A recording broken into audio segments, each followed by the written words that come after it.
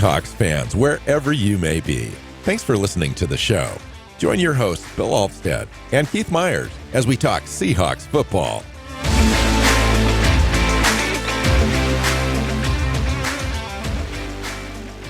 Hey, hi, Seahawks fans. Welcome back to another episode of the Seahawks Playbook podcast. I'm your host, Bill Alvstad, sitting down with co-host Keith Myers, here to talk Seahawks football.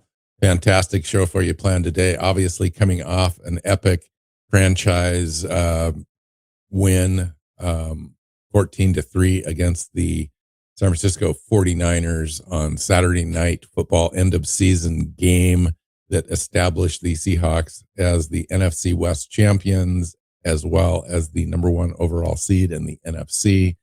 First round bye, which means we've got 2 weeks in between games to get everyone healthy and ready and prepared to play a divisional round game.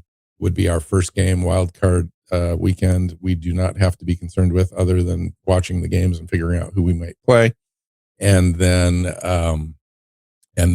if we get past that divisional round, Keith, we're in the NFC Championship game. I mean, it's as simple as that. We've got 2 games to win, and then we get to the Super Bowl. The last time, in fact, the only times the Seahawks have been in the number one seed in the NFC, we've gone to the Super Bowl. All 3 times, yep. All 3 times. So here we go. Welcome in.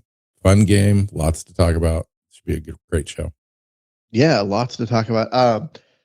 Great game. I mean, you don't think of a game in which there are 16 total points scored typically as being a great game to watch. Usually those games are sloppy, messy, poor football. But this wasn't. This was not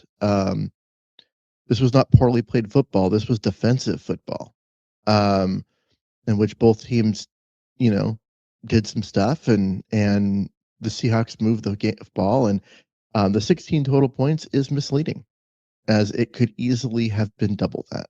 And should have been. I mean, if nothing else, there should have been 6 more points for the 2 missed field goals. Too, another, yes. Those misses plus the one that we flubbed up at the end and went for it on 4th down and didn't make it at their end of the field on that first drive. Yeah, dude, it was total domination. I mean, let's call it what it is. Seahawks held the 49ers to 173 total yards, 9 first downs, 2 for 9 on 3rd downs, 0 for 2 on 4th downs. Brock Purdy was 127 yards and a touchdown, with no touchdowns, with an interception, no touchdowns. McCaffrey, 8 carries, 23 yards. Seahawks go the entire season, Keith, without allowing a 100-yard rusher. That's crazy. That's the fewest regular season yards that San Francisco's had in Kyle Shanahan's tenure as a coach since 2017. I mean, that was an utter dominating performance by a defense that has been getting better week in, week out all season. And it culminated in that performance we saw yesterday. The 49ers had 9 first downs. Only one of them was from rushing the ball, and that one was on a Brock Purdy scramble. They did not give a first down to McCaffrey the entire game. That alone is crazy, because that is one damn good running back. And the fact that they shut him down. That dude leads the NFL in broken tackles. I mean, really. Talk about was that not the best tackling game that you've seen in memory from the Seahawks defense? It's not. I would say that last week against the Carolina Panthers, because I don't think there was a broken tackle in that entire game. Well, this one was damn close, right? There might not have been a broken tackle in this game. There's 1 or 2, maybe. How much different is that? God, I was thinking back to, last year, and actually even some early games earlier in the season when it just felt like the Seahawks couldn't tackle. They would come in and they'd hit someone with right? their shoulder, and the player would bounce off and keep going. And the last couple games, this team's just been And we everything, open have field, a everything. essentially the same roster on defense, save, some role players and some depth and so forth, but most of the starters are back. Hmm. Um, it's really an advancement, and a coaching tip to this coaching staff that the improvement we've seen.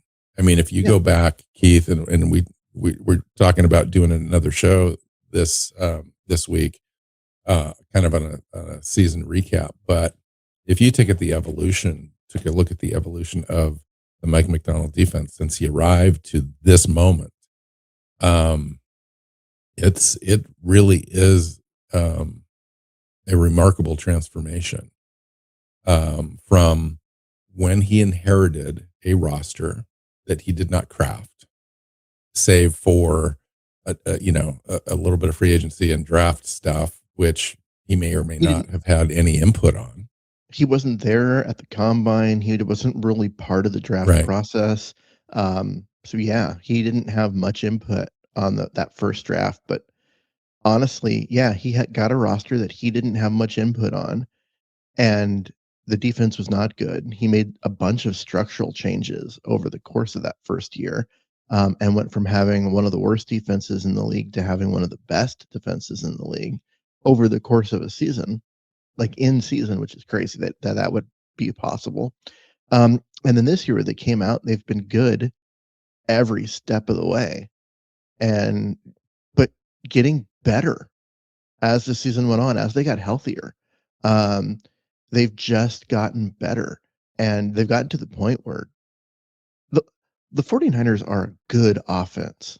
And that is a really good offensive football team that is incredibly well coached, and in the scheme that Shanahan runs, he's probably, you know, top 2, top 3 best offensive coaches in the NFL. And it's a really talented offense too. And Seattle just destroyed that offense. I mean, there's just no other way to put that. That comes down to, um, you know, total offensive yards, 173. Yeah. They And they didn't got the even vast majority of those in the third and fourth quarter. They had a couple drives. And, if Mhm. you go look at the halftime stats, it's crazy. I think they Yeah. had one first down or something like that. And they had 80 yards or 70 yards or something like that. Um, you're right. It was a complete domination, fun to watch. It just pointed to me like the strategy. And I go back to John Schneider building this roster and building this coaching staff when they transitioned from Pete Carroll. And then again this year. Just an outstanding job as an executive to craft this team. And then for Mike Macdonald, there are franchises right now out there that are just kicking themselves.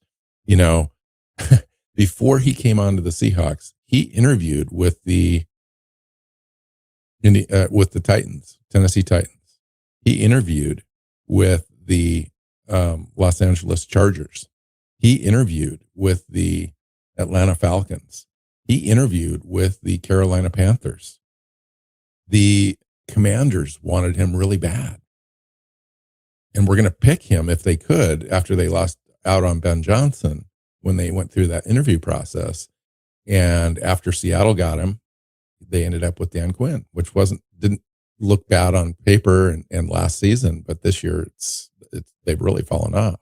Well, Each they one of really those fell off. franchises is kicking themselves, and the biggest franchise of all that's kicking themselves is the Baltimore Ravens. They cannot believe they've let him go at this point. Yeah, but And what were they gonna do? I don't know. They were 13-4 the year he left. The year prior to him leaving, they were 13-4. They'd lost in the playoffs, but they went, to that division round. Or they lost in the NFC Championship game, right? you're not going to move on from your coach. Not a guy that's earned the right to be there for a long time. But they No, did Harbaugh's been there let one of he's the been there youngest, most forever. amazing up and coming coaches leave. And it's hard to do that, but that's kind of where they were. But I'm telling you right now, though, they wish they could have a mulligan on that decision because of the way things have turned out. Yeah, I sure. But nobody. I mean, uh, Mike Macdonald was not a sure thing. He'd never done it. He'd never been a head coach, and we know that being a head coach is a different skill set than being a defensive coordinator. And yeah, he was a damn good defensive coordinator. But we've seen really good defensive coordinators fall on their face as head coaches. Look no further than the game that the Seahawks just played, right? Saleh in San Francisco's 49er defensive coordinator. He is a great defensive coordinator who just fell on his face as a head coach. So you weren't giving up on Harbaugh in order to try and keep a guy like Yeah, but if there was Mike a team, Macdonald. so there, yeah, okay, so in a silo, you can say those things, but Mike Macdonald grew up in that franchise. Like he'd spent 10 of the previous 11 years on that coaching Mhm. staff. The only year being the exception was the year he went to Michigan and built that defense. Yeah. Came back, right? And then turned a franchise when he returned that had fallen to 26 overall in defense and built them to a number one defense in 2 years, and has done the exact same thing with this team. And it's remarkable. So okay, so throw all that out. It doesn't really matter.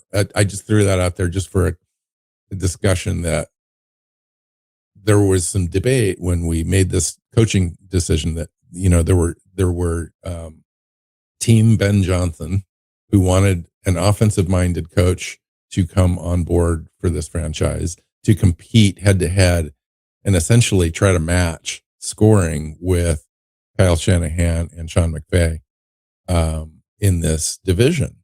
And John Schneider took an alternative approach and said, no, we're going to try to stop those offenses and we're going to win with defense. And it was a yin yang kind of a outlook on this because nobody else was doing that. I mean, there's one other play caller, a defensive minded head coach in this league right now, and that's Todd Bowles of Tampa Bay.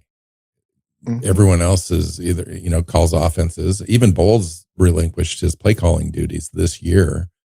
And Mike Macdonald's the only head coach that calls the defense in the NFL right now. And I think you'll probably end up seeing a trend because of the way that he's been able to do it. And Yeah. we'll see. I don't know. We'll see. You might see a trend of teams trying it, Right. but how many do it? Right? There's a reason why he's the only one. Because being a coordinator and a head coach is really hard. And yes, he's got a defensive coordinator, one that he really trusts, that's actually done a tremendous job, but only does half the job, 2/3 of the job. Right. He still is head coach and being head coach is hard enough. There's Totally. so few guys that can actually do it. But there are plenty of offensive coaches that Yes. call plays, including Ben Johnson, which if it came down for the Seahawks, it came down to those two guys, right? It was Mike Macdonald and Ben Johnson. And was either one of them a wrong answer? We'll know in a year whether Ben Johnson can continue the success that he's had in Chicago. But the early returns on Ben Johnson have been outstanding for the Bears. So, Yes. um, Yeah. Yes. So it let's really talk comes. about this game and focus on some players. Let's obviously we're going to focus on Seattle. I just want to start with Sam Darnold. There's a narrative. There's been a narrative, and I think a lot of that has been dispelled the last 3 weeks. Right, the Rams game, Last week he played really nice and steady, and then this game solidified that. I think that, he played within the offense. He didn't try to do too much. He may have had a turnover if the ball bounces a different way, as he was, fumbled the ball. He was sacked a couple times in this game, so he didn't really make too many mistakes. I thought those sacks, while in the moment I was like disappointed he took those sacks, but in retrospect, I think he's doing exactly what he learned from earlier in the year, where he tried to do too much in those moments, and through the turnovers, had that 4 turnover game against the Rams, had some other turnovers in key moments where if he just kind of took the sack, it would have been a better result. I think that's what that showed right there, was personal growth in the offense, not doing too much in those moments and living for another play. Yeah. I'm going to push back on that a little bit. There was the one that essentially cost the team 7 points down around on the first drive when where they were on the goal line. They were on the goal line, and he's running around. Just throw the ball away. You don't have to pirouette and try and throw the ball away. Live for another play. And he had a touchdown in the flank on the right side. The guy was open. Yeah, but he never saw him because he was running around trying to avoid pass rushers. Throw the ball away. Be okay with taking the incompletion. Throw it away. And rather than taking that sack. And I think that that was a case of him trying to do too much. If he had just recognized it wasn't there, there's a lot of pressure, just throw the ball away, move up, bring it in, to second down when you're still at the 1 instead of being back at the 13. Hand it off to Charbonnet, get your touchdown. This is an entirely different game because the Seahawks run away with it. So I don't like that sack. I don't like it at all. But he didn't have the big turnover. He didn't throw the interception. He didn't really throw interceptable passes in this, where because he's had some of those games where, yeah, he only had the 1 interception, but he also had 2 balls bounce off a defender's hands that probably should have been picked, and he didn't have those in this game, which was kind of nice to see. He really just took what the defense gave him, didn't try and do too much, knew that he had the best defense in the NFL, and that in this game 6 points was enough to win. Yeah, right. Yeah, there was just no feeling, even when Josh Myers missed those field goals, there was no dire feeling that we were going to be in trouble. You always want to score points, obviously, right? But the defense was playing so good. So the other skill players for the Seahawks at running back, Ken Walker, Zach Charbonnet. Walker was 16 for 97 yards, 4 receptions, 36 yards. Zach Charbonnet, 17 carries for 74 yards, also had 3 receptions, well over 200 yards of total scrimmage yards for those players, coming up big in a game. Again, I wanted to stop and just talk about this for just a second, in that you got to keep in mind the defense that we just played. I get that. But the evolution of our running game and the offensive line in the last 10 weeks or all season has been really nice to see. And it culminated in a game yesterday, Keith, where it was instrumental in how we played. Total complementary football. The defense and the offense running the ball, time of possession was huge for this team. In this game, we had, 37 minutes and 48 seconds of possession to 22 minutes and 12 seconds for the 49ers. And a lot of that was, and we only scored 13 points. So that's kind of crazy, right? I mean, that shows you just how dominant we were on both sides of the ball, really. Yeah. I was just doing a little math here in order to put all the plays together. The play selection, there was 34 called pass attempts, right? Led to 26 pass attempts, 2 sacks, and 6 Darnold scrambles. So 30, what did I say? 34 called pass attempts and 33 rushing attempts, which actually that part's not completely true because some of those Darnold rushes were the kneel downs. So those don't really count for anything. So that would make it 33 rushing for compared to 31 passing. Right? Balance. Wow. And we came into the game with 48% rush attempts, which led the NFL. Which led the NFL. And then you look at overall, I mean, that's it's if you take away the 3 yards lost on those kneel downs, since I took them away from called pass you have 177 yards rushing and 198 yards passing. Yeah.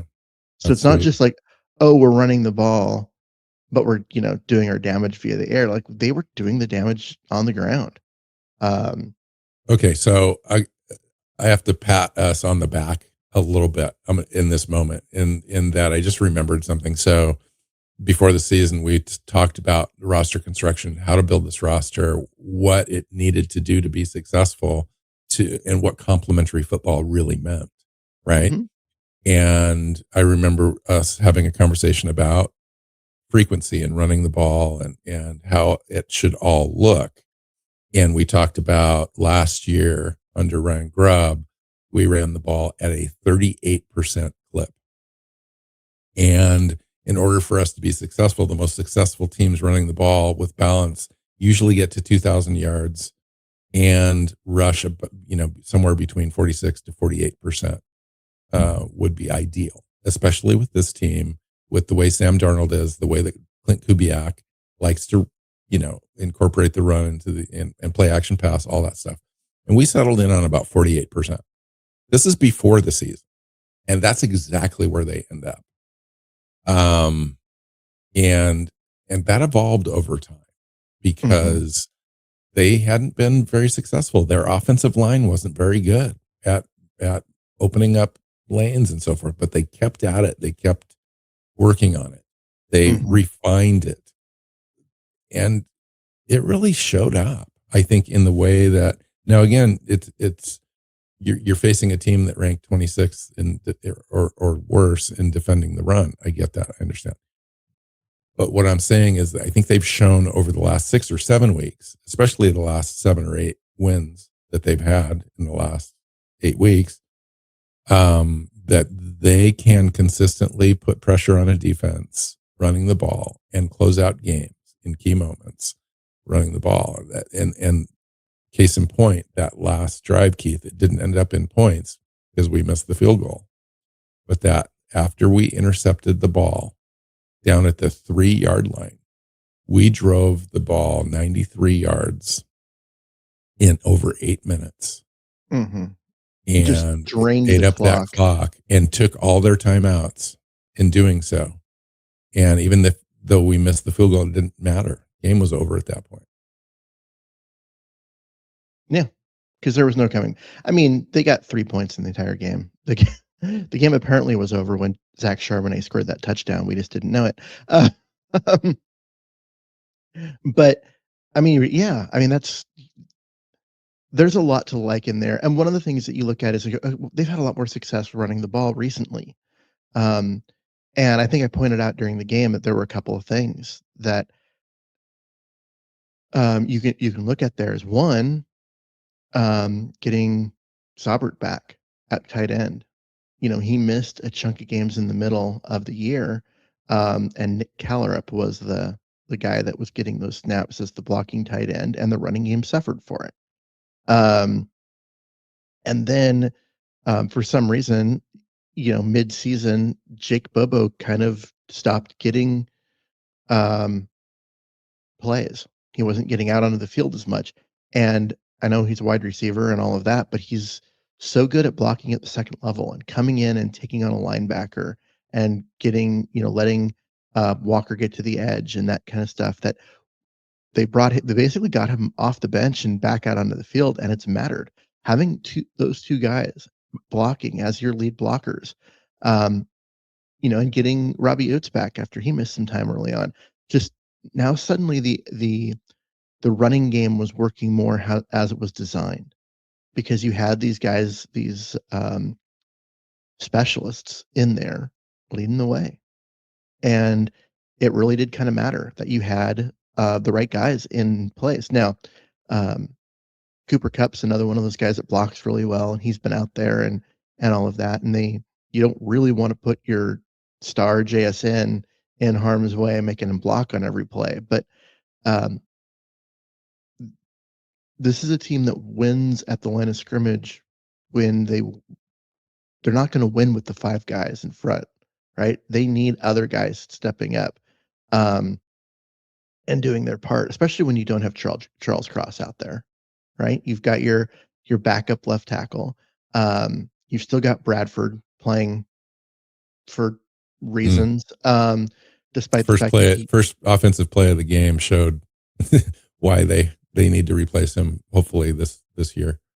Yeah, they've got to. You cannot come back for the 2026 season with Anthony Bradford as your right guard. Like, how many times can he just whiff on a block and have plays completely blown up? Yeah. So I mean, he was the reason why Sam Darnold had that fumble. Yeah, he blocked no one, and oh wait, I should be blocking that guy, and kind of lunged over there, but never really got close, and basically left a free rusher when he should have been blocking. Yeah.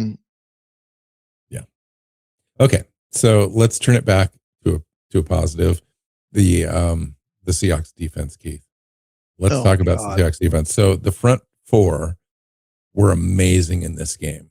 Now, they had 3 sacks, but the key was the pressure all game, rushing 4, and usually like bull rushes. Like they just collapsed the pocket on every drop back that Purdy had. That's where it started. But the most impressive thing for me, Keith, was all the role players and other players in the second and third level of this defense that made plays.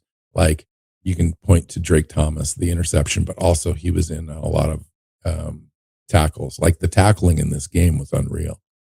I thought Jaron Reed had a great game up front. One of the most impressive guys in this game to me. Devon Witherspoon and Emanwari, dude. Like those guys are the real deal. Like Emanwari in this game was phenomenal. Just had huge plays, tackles for losses behind the line of scrimmage in this game, where it was like, wow, like there's not many players in the NFL that can make those types of plays. And I was so impressed, Keith, with the tackling in this. In this game, it was just so. It was dominant and forceful and violent, and they didn't miss tackles. They had to work.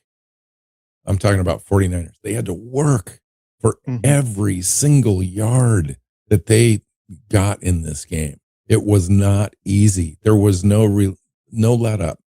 It was relentless. It was physical, violent. It was a statement. Like, you are not going to score on this team. And they held it the entire game. I mean, it was phenomenal. Yeah. I mean, I think you texted me, defending every blade of grass. Like that really, I mean, there was nothing, there was nowhere to go. The announcers actually kept talking about how Shanahan's offense is designed to create space, they said to create air in the defense where Purdy could throw the ball. And there just wasn't anywhere to go. They had like one pass play. That one like 20-yard pass to Kittle. Everything else was challenged. Everything else was just difficult, hard-earned yards on if they got anything. Just everything. And you're right about the role players. I mean, you go through and you look at um, Mafe had a good game. He only had 3 tackles, but he was in there pressuring, got his hands on a ball. Um, Hall had Hall a had a great sack, game. had a Yeah, great game. that the end of the game hit on Purdy with Leonard Hmm. Williams coming over the top. That was totally clean, but it was Oh, violent. I To the I was last actually play, it was violent. I was I was I was, replaying that and they're talking about how it was that it was violent and it was, Purdy got hit hard and all of that. And I went back and I'm looking at it and I'm like, here's the thing. Yeah, he came in and hit him, but he didn't drive him into the ground. He actually pulled Purdy on Yeah. top of him. Like he's learned from getting those roughing the passer penalties and stuff earlier in the year that I think caused him to lose some playing time. Um, that yeah, you come in and you hit him, but as you're falling to the ground, you turn and you make sure that you're not killing the quarterback twice, both with the hit and the hit on the ground. And Leonard Williams needed to be very careful there because he was going to come in and hit him in the chest. But when Hall got there early, hit him in the back, Purdy started to go down and forward, and Leonard Williams came in kind of high and Hmm. could have potentially got himself into trouble there with a roughing the passer call, Yep, but but didn't. eased off just enough with his arm and kind of fell away at the end. And if you really look at it, Leonard Williams barely touched him. It looked like he was going to come in and annihilate him, but he really kind of craftily avoided most of the Yep. contact there. And it was Hall's hit that caused that ball to flutter Hmm. and fall away. Tremendous way to end the game. Yeah. Um, you mentioned Exclamation point. you mentioned Emanwari. Yeah. Led Oh, the team in tackles, 7 tackles. Um, yeah. and And they were I mentioned this. all like seriously punishing hits. All of them. Yeah, they were impactful tackles because he didn't miss a tackle. That's the thing. Is like there were times it was him in space with Christian McCaffrey, and he made the play, got McCaffrey to the ground, and you're thinking nobody gets McCaffrey to the ground that easily. Um, but we The mentioned guy's this. got a seriously amazing future ahead of him. Yeah, And there's a lot of playoff football left. yeah. And for that guy to make a serious impact in the playoffs too. Um, we mentioned this in our preview show that um, nobody stops Christian McCaffrey except for injuries. Uh, but the Seahawks have a chess piece that nobody else has, Yeah. and that's Nick Amori. And they matched him up on McCaffrey all game, Yeah. and McCaffrey just got nothing going. And like one of the few times they didn't match him up on McCaffrey was, um, the play where Drake Thomas had him in coverage and got the interception. And I mean that's one of the things about Drake Thomas is undersized and whatever, but man, that guy can cover. And any linebacker that can cover Christian McCaffrey even a little bit is pretty damn good. And it's nice for the Seahawks to have a guy that can match up with those elite running backs in coverage. And the Seahawks have 2. They've got, their all-world safety in Emanwari, and they've got, Drake Thomas, whose coverage ability is crazy. Um, The and it's just Seahawks all about. only allowed 2 explosive plays, if you want to call them explosive. They had Juwan Jennings for 1 reception for 16 yards Mhm. and George Kittle, the 20-yarder that you had mentioned. That's it. Yep. And the Juwan Christian, Jennings one catching for 16 yards, he got destroyed at the end of that play. yeah, Um, he paid took him a minute to come off the turf there. he paid the price for that catch. No, I mean that was a good catch, and he held on to it, and he took a punishing blow. Um, that was actually a really good play on his part, especially because once you realize that he was hurt coming into the game, like he was playing with some cracked ribs, and then you take that hit, like that guy probably couldn't breathe the rest of the game. They're going to Um, feel this. So, there was some talk from Troy Aikman on the broadcast about how and he mentioned this like in the third quarter, even towards the end, he was like, and he said both teams at the time. I was thinking, how Seahawks, what? But he was like, it's going to be really difficult for the team that loses this game that goes on the road next week to recover from this game and go forward and play. And at the time when he said it out loud, I was thinking he was talking about the 49ers. And then he kind of mentioned the Seahawks too. And I was like, no, It's Seahawks third would be quarter. totally fine going to on the road if they needed to. But the 49ers, I was looking at them and they were just getting battered and bloodied and beaten down in this game. And he was speaking directly to that. It was like, and then at the end of the game, he reiterated that the 49ers are going to have a hard time emotionally and physically recovering from this game. Yeah, I would agree. I mean, they got their, like, at least their offense got their ass handed to them. And even their defense, really, because they got out physicaled at the line of scrimmage and everywhere, despite what the score says. The Seahawks were the more physical, the more aggressive, just they were the better team, and so emotionally, that's going to take a toll. And then, yeah, they For just not only this season too, like in the future. yeah, I mean that game took like it's going to take a toll on San Francisco, and they lost Bethune for a while, then he came back, and then he went out again, and they lost D. Winters to an ankle injury, and Purdy smacked his thumb on a helmet twice. Which honestly, that and got a stinger on the last play. that the thumb hitting like a helmet, that freaking hurts. We've seen that. We've seen that. He's going to lose that thumbnail potentially. We've seen that put quarterbacks on IR because of broken thumb and that kind of stuff. Like that's pretty serious. And he took 2 of those shots. Like the 49ers are going to limp on the road to wherever they're going to play. Whether that be the Bears or the Eagles. And I don't know, man. I don't, I'm not picking the 49ers in either of those games, even though they just beat the Bears. Yeah. I, they're not going into that game feeling good about themselves or, both physically and mentally. Troy Aikman wasn't wrong. Like whoever lost that game, it wasn't just you lose the number 1 seed, now you got to go. Like that was, if the Seahawks had lost, right? I was thinking about this early on in the game. I think it was right after they went for it on 4th down and got 0 points despite getting down to the 1. The Seahawks finished the final 2 games of the year on the road, and then you start the playoffs with the idea that you got to go play and win 3 road games to get to the Super Bowl. That's 5 straight road games that you've got to play if you think you're going to make it to the Super Bowl. And the Super Bowl is a road game for anybody, even though it's neutral field. It's not at home. And so it's like you just never go home.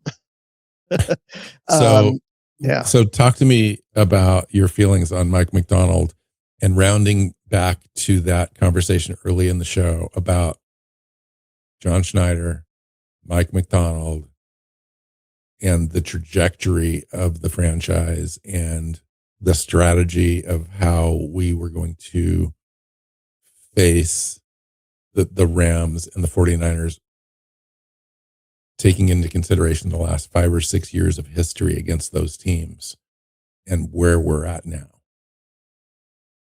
Well, I mean, I look at the NFC West is 3 really well-coached teams and the Cardinals. And what the Seahawks needed to do, it's not just about building a roster. It's you have to be able to match the football IQ of the Rams and the 49ers because Sean McVay and Kyle Shanahan are 2 of the absolute best. And you can't just, match rosters and hope to win. And I think that's kind of what we had seen with Pete Carroll. One, that the roster was not what it needed to be, but also everything had gotten stale defensively. And um, you, even if the rosters were equal, which I don't think they were, you weren't beating them because you weren't evolving. You weren't matching them right. schematically. And now, so the Seahawks went and they got someone capable of doing that. And then they've built this roster to match what Mike Macdonald wants to do. And I don't think they're done. I really don't think they're done building. They're done roster building. I think they want to. They've got one or two off seasons to go, and they have money. Like, it's crazy. They might not have a lot of draft capital next year, but they've got some money. They've got some money. What you just said is encapsulate the exact right thing here, and I think that's why it proves to me, at least as a homer view, that John Schneider deserves to be executive of the year, because it's really hard to do what they've done. Like, it's the hardest thing to do. Now, you can go into a lesser division and you can kind of dominate and build a team and so forth. And there's nothing wrong with that. And that's great too. You should deserve accolades for those things. What the Seahawks did, though, is they built a team and a roster without having a losing record in the process. Mm-hmm. And they took on two of the best coaches in the NFL, best schemed coaching teams, and they went toe to toe, and they've won. They've come out on top now in year 2 of Mike Macdonald. Yeah, I mean, that's amazing. That's amazing. And it's not just, they're great coaches. They've got great rosters. They've got great GMs. I mean, I look at the Rams. Right. We know that Rams offense is loaded, but you look at what they did not in the 2025 season, but the 2024 season, where they had to completely rebuild, redesign, start from scratch on defense with Aaron Donald leaving and losing a bunch of vets, and they went super young, and it was ugly early on in the year, but it paid dividends. And now, Jared Verse and company is one of the more fearsome defenses in the league. The Rams are a really good roster. I still think they're not going to have it because, you can only have one team from each division in the top 4, but I still think the Rams are the second best team in the NFC. I don't care that they lost to, Atlanta the following week after losing to Seattle. I think that was just an emotional letdown game, that everything was built into that Seattle game, and they let Seattle beat them twice. Right? That's why I think this 49er team is susceptible right now, because this was super, super, and their coach even came out and said it, like, this is a 2-for-1 game for us. This is super important. This is even more important than next week. Mm-hmm. He said it. Yeah, it's true. Because if you win this week, which the Seahawks did, they already won next week because they don't have a game. Right. Whereas the 49ers have to go on the road and face a good team while battered and emotionally drained. So getting back to the overall idea about the roster construction, we'll have a show kind of dedicated to all this stuff, but I just kind of wanted to end with this idea.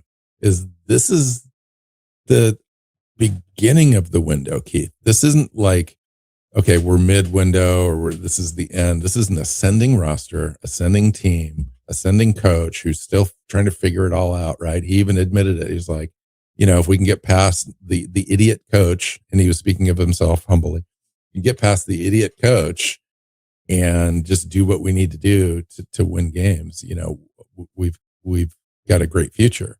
And he's not completely wrong. Like, he's still figuring it out as a head coach. And so this team has just got a great future. And we're along for the ride.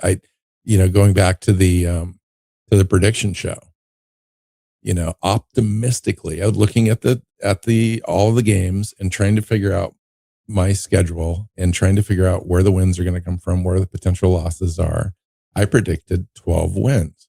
And I was like, Mhm. that's on the high side. I realized that coming from a team that won 10 games and Vegas and several pundits had us at 7 or 8 wins in the national pundits. Had us at 8 wins, and I totally went against the grain. Really, the narrative, and a lot of local people did. I'm not the only one. And you had 11 wins, and you really kind of thoughtfully crafted that as well, and thought that was maybe an optimistic view.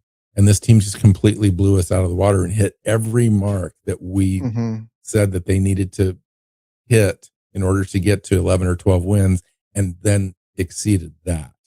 Talk to me about your feeling about how this team came together and this playoff picture now heading to a potential Super Bowl.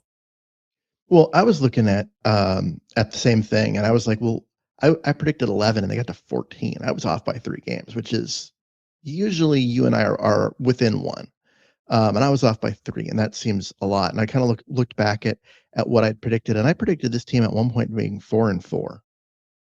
And, halfway through the season, and then going on a run and ending up at 11-6. Um, and they did that. They went on a run, but they didn't come into that run 4-4. Yeah. They ended up, they ended up, And they only lost 1 game down the stretch.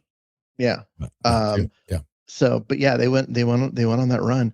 But I look at, okay, no, how did I get there? And part of it was I was trying not to be over homerish.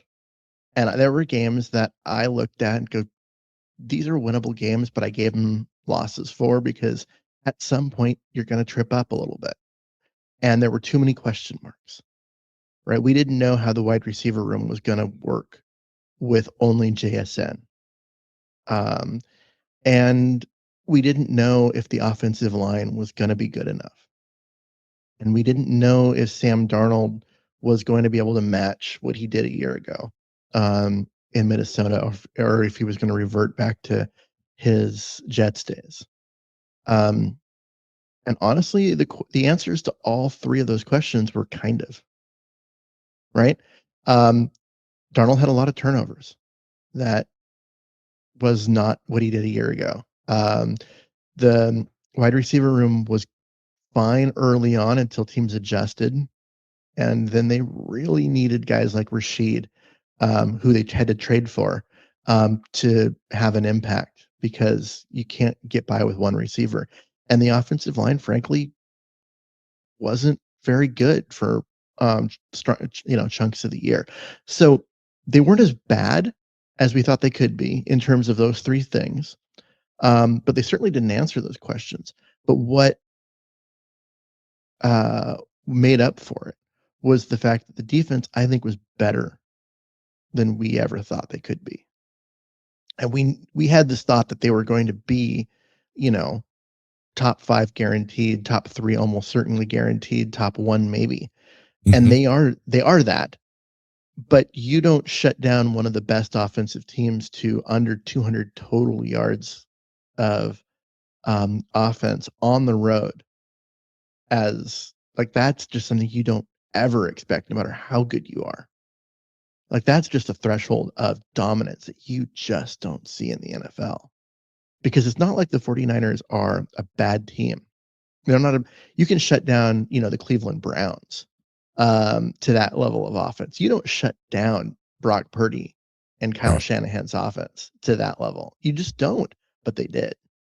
And it's 2 weeks in a row, right? yes. Um, you look at Right. the last 2 weeks, um, the Seahawks have given up a combined like 358 yards of offense in Yeah. 2 games, Yeah. Well, if you take a look at the last 8 games or so, I mean, we're holding teams under their league averages on every one of those games, except for the Rams except for the game. Rams. Which in the Rams game, right? Look at what happened, right? You had um, Bryant went out with the knee injury. Reek Woolen went out with um, I think it was an ankle. Job, I think, had a concussion. Like, you had a bunch of guys in the secondary get hurt. That's the same thing that happened in the Tampa game earlier in the year. Is you had Right. a bunch of guys that came in already banged up in the secondary, and then had 3 more guys get hurt. And they, you've got Jeremiah Pritchett and um, guys like that out there trying to do having meaningful snaps against their Kobe top Kobe players. Bryant too. Kobe Bryant's been out for 4 weeks, which is impactful as well. Yeah, because he went out in that Rams game. Yeah, no, it's interesting, and we'll talk more about the evolution of the team and the future and so forth. The future is bright. I mean, there's no reason why they can't have everybody back on the defense. They've got enough money, everybody back that they want back, plus any additions. And then on offense, there are some definite key things that we need to improve. But the one thing that I think is really important is we figured out the quarterback situation. Whether, like Sam Darnold or not, the 20 turnovers, all that, we can improve on that. I think one of the ways that we improve on that is we get that offensive line to the next level. Like they've improved this year, but they need to get just a little better. And I think you do that at the right guard position specifically. And then, some depth. I think Josh Jones was an amazing revelation this year. I think you bring him back as your swing tackle again, if you can, unless he's earned some sort of a starting opportunity out there, which he may have. Actually, he's been the left tackle for the last 3 games. Yeah. And there's been no drop off. Yeah. I mean, that made a difference in the game. He has stepped up and done the job. Looking at his performance coming in because they signed him out of Arizona, and you're like, okay, he's an upgrade at swing tackle, but he's not. If one of the guys gets hurt and you're depending on him long term, like, you're in trouble. He's only had 40 snaps in the NFL in the last 3 years. 40, coming into this year. But honestly, he's looked good. He continues to make me wonder, why the hell is he not starting at right guard when everybody is healthy? Yeah. Why? And maybe they do that in a full off season. Maybe they make a deal there. I don't know. God, they've got to do something. The nice thing about it, and say what you want about Charles and all that stuff, he's got a 5th year option he's playing at next year at $17.5 million. And then they need to make a decision on rostering him for an additional 4 years or whatever the contract is going to be at a premium rate. And do they throw a bunch of money at him, or do they sign a guy like Josh Jones who can play at 90% and save some money? If you can get 90% of the production at 20% of the cost, you typically will do that in a salary cap league. I would argue against that on the offensive line because it just doesn't work out as well. At some point, you have to have quality. But at some point, Heath, in a Super Bowl caliber team, you're going to have to start paying guys, right? And then you have to figure out a strategy of, a roster construction strategy with salary cap implications at least 3 years out. And that needs to be part of the equation because, it's not going to just be him that's going to need to get paid. There's a lot of guys that are going to come up, including Jackson Smith and Jigba and a whole bunch of other guys and defensive guys that need to get paid. So Devon Witherspoon and then Woolen's been playing better this, in the last 8 weeks. Woolen's had a fantastic back of the season finish, I would say. Well, part of it is like Woolen, Woolen had kind of lost some of his playing time to Josh Jobe, who is really just continued to improve as a player. But then when you get Julian Love back, and now you're running, you're running 3 safeties on every single play. Like, you don't get to Woolen until you're running in the dime. Yeah. Like, teams having to throw the ball all over the place because Seattle's got a lead plays into their roster construction, because you're bringing one of your better players off the bench when you go to the dime, and you bring a guy like Rick Woolen and his athleticism, his crazy speed and athleticism. Like you're finding ways to get him on the field. That's only a good thing for Seattle. Right. All right, let's get out of here, and we can have a more in-depth conversation about all that stuff down the road here this week.